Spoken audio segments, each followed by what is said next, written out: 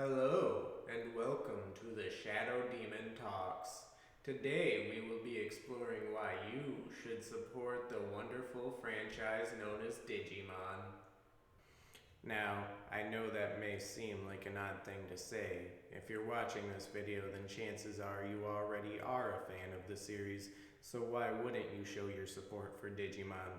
Or at the very least, why and how would you support it more than you already are?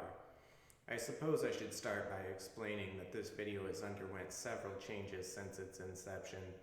I originally planned on creating a video explaining what it is that us fans could do to support the franchise and help bring the new Digimon TCG to the West. When I first thought about it, I was worried whether I'd even really have enough content to share over such a simple topic.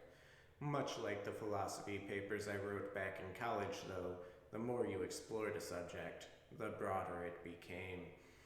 Whether it is supporting this franchise through purchases, petitions, local game stores, media, etc., all of these things are important in some form or another, but only delegating a couple of minutes to any one of them is simply unfair.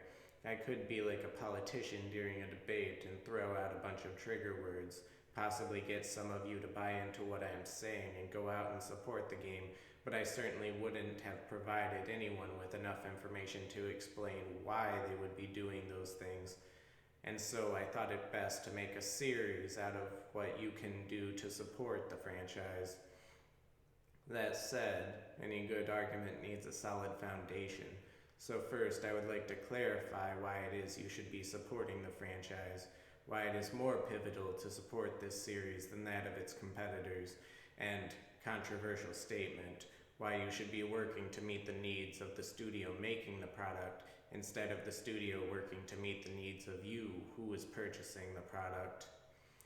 So to begin with, I'd like to introduce two fairly simple concepts regarding human behavior: tribalism and FOMO. Humans, yes, even those of us that sit in a dark room for 18 hours a day and sleep for the other 6, are very tribal creatures. When times are tough, we tend to seek solace in things bigger than ourselves, such as religion, nations, family, community, shadow demons, and so on.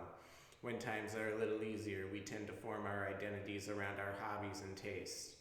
An easy way to think about this is if someone were to ask a person during, say, World War II who they were, they would state their name and likely follow it up with their country, as that would be a strong point of pride for them.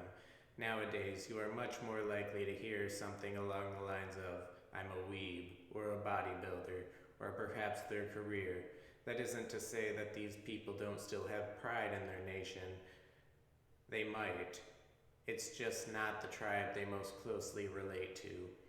Now, ignoring whether it's good or bad that people are forming their identities based off of the entertainment industry, this is where FOMO, or the fear of missing out, becomes important.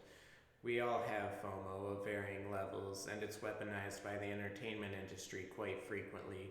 One example of this being the MCU, and them subtly convincing its fans that if they miss a single movie, they are missing a large plot point of the greater narrative. This can, however, be a double-edged sword, as missing a single piece in series that utilize FOMO can lead to one distancing themselves from the series entirely. So now that we know what tribalism and FOMO are, terms I'll likely come back to throughout these videos, let's talk about Digimon's rival, competition. These are words I like to use, but it's like comparing an actual mountain to a molehill, as we're talking about the undisputed king, top dog, goat, what have you, of securing itself as part of its consumer's identity, as well as weaponizing FOMO to new levels.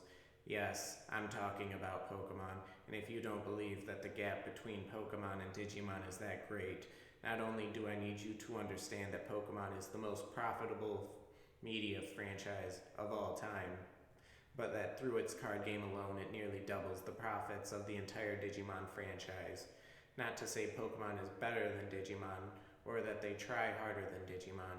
I mean, they really don't need to try much at all. Sword and Shield launched with fans nearly rioting over the many issues the game had, and it still sold well over 17 million copies in comparison to Cyber Sleuth, with all of its ports over the years, falling short of selling 1 million copies. Not to say whether or not that's successful to Bandai Namco. So going back to that controversial statement I made earlier, ask not what Digimon can do for you, but what you can do for Digimon, or something like that. So when I said meet the needs of the studio, I wasn't referring to Bandai Namco as a whole, more specifically the Digimon franchise. I could both praise and complain about Bandai Namco as a company all day, but for now it's best to just think of them as the businessman that writes the passionate creators of Digimon's franchise their checks and gives them the budget based off of expected sales. So when it comes to a series like Pokemon, Nintendo knows whatever Pokemon makes will be gold.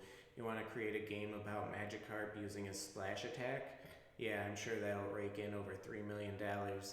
Digimon is different though. The sales are never guaranteed, and because the fan base is small, making it larger through tactics like improving quality and the like just aren't guaranteed to see a return in resources, so they have decisions to make. They can either pump out mediocre content made for their fans and hope that the sales of said and supporting content allow them to step up their next product, or they can try to bring in a new fan base by heavily altering the product and hope that their current fan base's tribal instincts and FOMO keep them around. I suppose we should be thankful that Atmon didn't go over so well. As for the current state of Digimon, I'd love to say it's having a massive resurgence. It's the series' 20th anniversary and they are pulling out all the stops. We are getting a high quality movie series. We got a pretty decent mobile phone game in Digimon Resurgence. The new Digimon TCG is on the horizon, which has brought a lot of us back to the series. We're expecting what looks to be an amazing tactics game, and we even got a reboot of the original series, which looks like it would be incredible if someone with a strong background in music theory went through and completely redid this series' soundtrack. But I don't want to bash on it too hard, because the animation is really cool at times and there are some really neat ideas being implemented, such as drawing symbolism between Tai and the Crest of Courage. That all said, this feels more desperate than a resurgence. The series as a whole hasn't really done well enough to deserve this kind of treatment. It's like a teacher giving a class pizza after grades were handed out for a big test, not because anyone did well, but to raise their spirits for the next one. It's just speculation on my part, but I feel as though this Digimon campaign is a test of sorts, and depending on how we handle it, we can either expect to continue to see this level of Digimon support, or it'll once more fade into mediocrity and we'll be getting things like Appmon. So, to summarize, this video will hopefully be the first in a series of videos focused on what you can do to support the Digimon franchise. This video's goal was to hopefully motivate individuals to prepare to take their first steps towards supporting the franchise, as well as laying the groundwork for future arguments culminating in Operation Generation of Miracles. Feel free to shoot me a message with any fact-finding you may have done regarding the content presented. I'm always willing to learn. Anyway, until next time, stay wholesome.